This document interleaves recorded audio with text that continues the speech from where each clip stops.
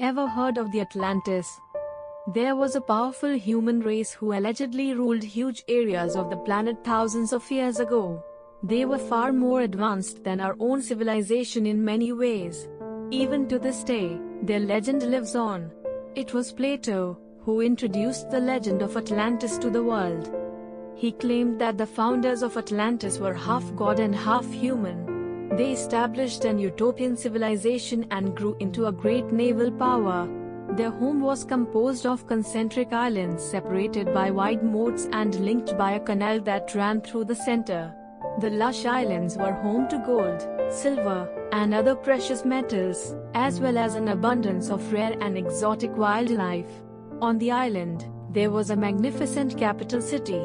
Plato claimed that Atlantis existed approximately 9,000 years before his time and that its legend had been passed down through poets, priests, and others.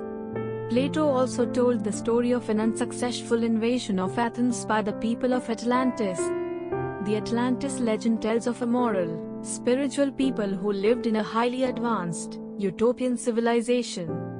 However, they became greedy, petty, and morally bankrupt, and the gods became enraged because the people had lost their way and turned to immoral pursuits. Another interesting take on the legend of Atlantis was from Ignatius Donnelly, a 19th century writer and US congressman, who wrote the book, Atlantis, the Antediluvian World. He says, Atlantis inspired the biblical Garden of Eden as well as Asgard, the Norse realm of the Scandinavian gods such as Thor and Loki. Donnelly proposed a location somewhere in the Mediterranean Sea. He also believed that the Atlanteans were destroyed horribly and almost completely. Donnelly believed that a few ragged bands of survivors made their way to what is now Egypt and laid the groundwork for the civilization that eventually emerged under the pharaoh's rule. Several researchers believe about the possibility of Atlantis' existence, but nobody could present any solid evidences.